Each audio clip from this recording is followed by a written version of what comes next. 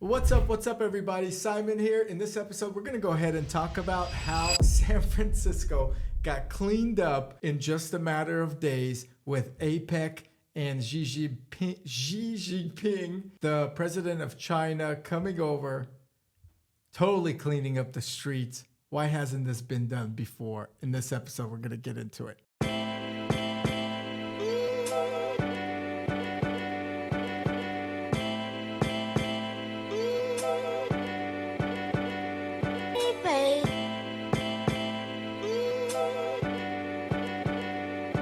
Okay, so if you've been living under a rock or you have moved out of California smartly and moved into an area that doesn't have as much crime or homeless or any drug use, which has been rampant in San Francisco, not to mention all the poop that you could be stepping in, you would know that San Francisco has been in trouble and it has lost tourism. It has lost a population. In fact, it's one of the major cities with a declining population in terms of people coming in versus people leaving. San Francisco has recently been cleaned up by the city for the big APEC conference, which included a lot of high profile figures, including President Biden, President as well, Xi Jinping, who was totally secured and guarded. And I have some friends in the police force. They had to do details on motorcycles and so forth. San Francisco got shut down. San Francisco was like totally not attendable. Now, here's another issue. Because the government has pretty much closed all the streets during this conference, warned people to stay away from downtown San Francisco. They have literally said this is going to be a problem to come in. This affected a lot of businesses that were relying on the income from people coming into the city, and the city was actually dead for that time. So this conference did not bring in people like we normally see when there's an Oracle event or a Dreamforce event or an Apple event, etc., where people actually come in and the hotels are full and so forth.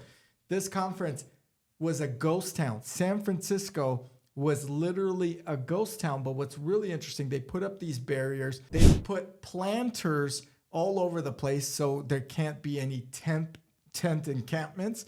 They can't have a tent city.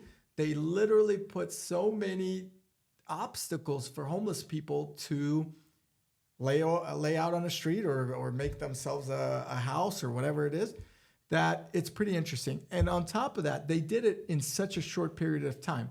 People have been complaining about San Francisco for so long. There's rampant drug use. There's probably someone dying on the street every day from overdose, or twice a day from overdose, I should say. I believe there's over 700 fentanyl deaths in San Francisco year to date. And overall, a lot of people have been complaining, saying that, hey, we don't like this. The people that are paying the taxes, the businesses that are paying the taxes and the rent, they can't function. The people have to step over bodies to get to their apartment or house.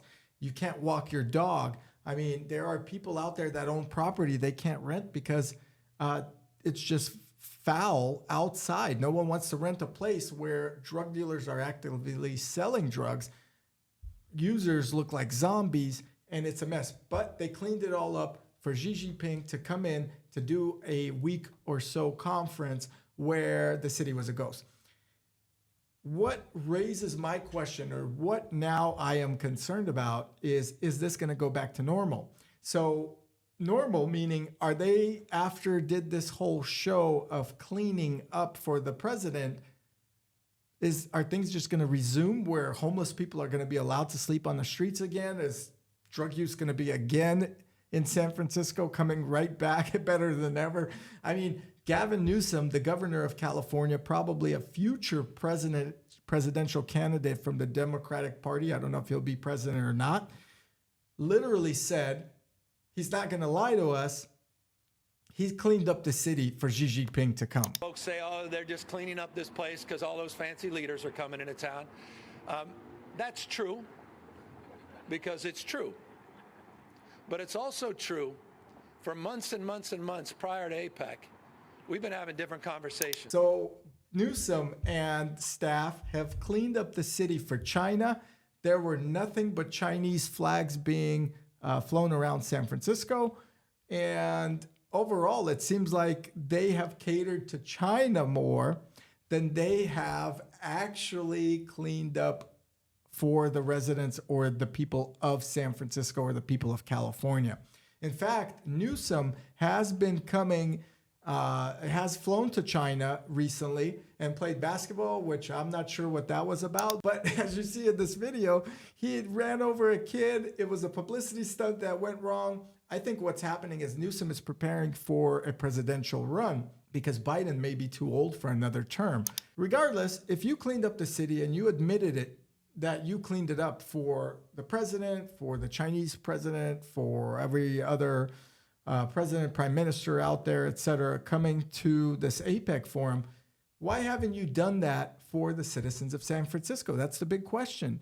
People have been complaining. People have left the city because it's unsafe and dirty. Crime is rampant. But what it shows is you could actually clean up the city in a matter of a week, whether it's temporary or not. It's fully doable because you've done it. Now you need to enforce that going forward. People of San Francisco, the great city that it is, the beauty that it has, have seen what the city could be, and that's what people want out of the city. They want it to be a beautiful place that they could continue coming into that's thriving. San Francisco absolutely needs to bring back the workforce for downtown so that the downtown area could be revived and so that people can actually go ahead and start enjoying downtown like they used to. We need more bodies down there versus just homeless bodies. And the homeless problem, I don't know how they solved it, but apparently they arrested a lot of people to the point where the sheriff had to open an extension of the jails or a holding area. I don't know what happened, what their reasoning was. The city was previously complaining that they can't do anything because of all these laws that San Francisco has instilled where they can't take away homeless encampments and so forth. But yet it shows you that when they want to do it, they will do it. What needs to be done is a consistent rule that does not allow San Francisco to get trashed for the common good. That's my opinion. You can't have someone coming over and putting up smoke and mirror effect to show them that, hey, everything's clean, there's no problems for the time being, while really not taking into account all the people that live here that complain about the city, that have constantly and daily dealt with individuals who are just not contributing to the city, but rather trashing the city and affecting the property values, affecting the businesses around, affecting the commutes, affecting the overall health of San Francisco. So if you clean up San Francisco for China, for another country, for Biden, for whoever it may be, let's start considering cleaning up San Francisco for the people that live here. That's going to be the biggest concern I have and the issue that I have with this smoke and mirror effect. Let's not admit that, hey, yeah, you're right, we did it for China. Well, let's do it for the citizens that are paying taxes. Let's do it for the people that have lived in San Francisco. Let's do it for the people that are going to be visiting San Francisco. Let's bring back San Francisco tourism to where people are comfortable to come to the city, to enjoy the restaurants. Let's revive the restaurants. Let's revive the hotels that are vacant or having to fill the hotels because of vacancy with homeless people. Let's go ahead and revitalize what San Francisco used to be. San Francisco was a tech hub. San Francisco was an innovative, creative space for many, many, many people who have built large businesses here. Some of the biggest companies have been made in San Francisco, in the Palo Alto area or the Bay Area, yet a lot of those companies are leaving. They've changed their headquarters. You could check out some of my other YouTube videos on the channel. They've been leaving and they have left for places that offer better taxes. I'm surprised Twitter is still headquartered in San Francisco because of everything that Elon Musk is doing. But there are so many companies that have left San Francisco because it's dirty. In addition to that, Oracle, Larry Ellison, big fan of San Francisco at one point in time, said enough is enough. I'm not going to be having my event here in San Francisco until the city gets it together. He took away so much business from San Francisco, from the people of San Francisco and downtown, that it hurts San Francisco. But in a way, something like this needs to happen to wake it up. So overall, the politicians should not be pleasing or focusing their efforts on a short-term solution. They need to keep the city consistently clean.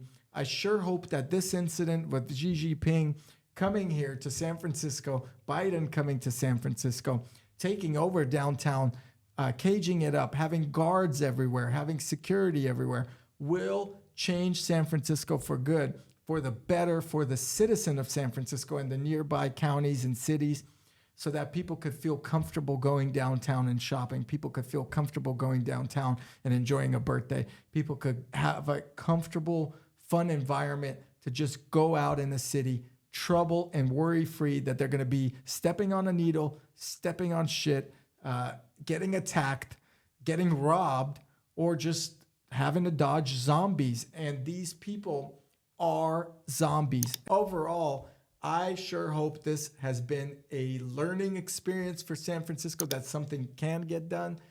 It should continue to happen. Maybe Xi Jinping has improved San Francisco with his visits.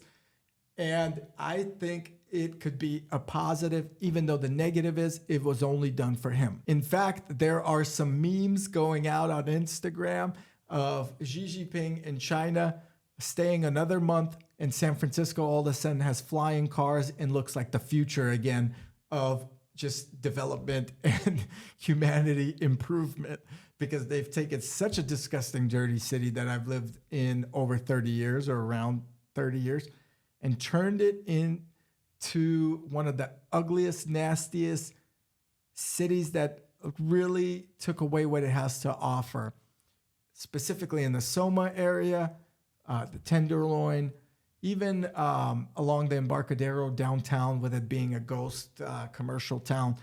But they have taken the soul out of San Francisco. Xi Jinping and China have potentially given us an opportunity to keep it clean again and build from there. Maybe Biden as well.